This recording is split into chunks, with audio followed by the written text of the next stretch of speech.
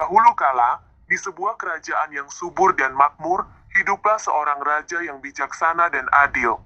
Raja itu memiliki 7 orang putri yang sangat cantik jelita.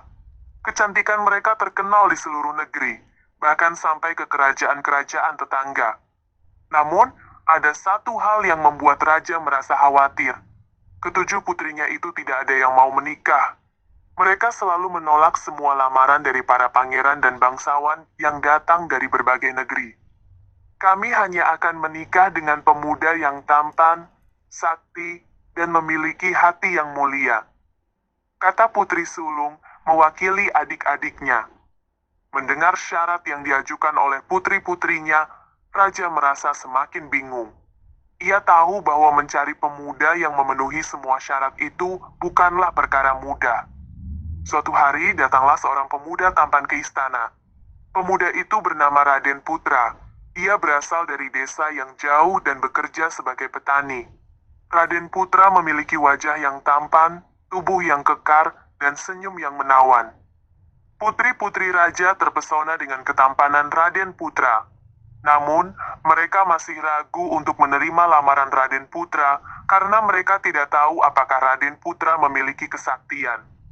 Untuk menguji kesaktian Raden Putra, Putri Sulung memberikan sebuah tantangan.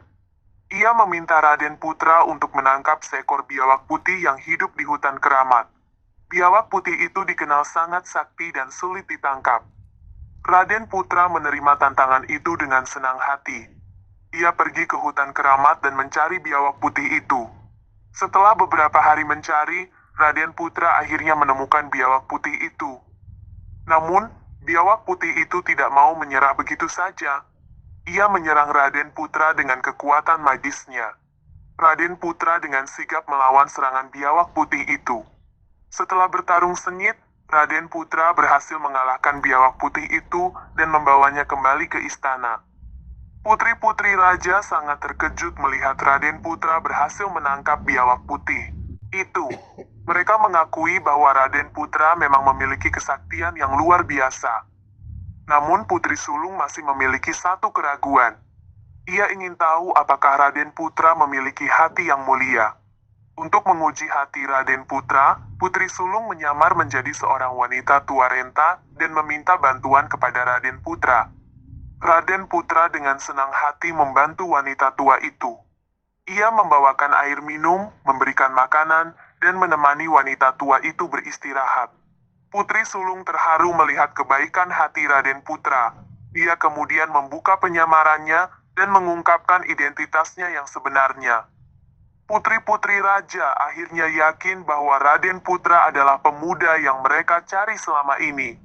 Mereka semua jatuh cinta kepada Raden Putra dan berebut untuk menjadi istrinya.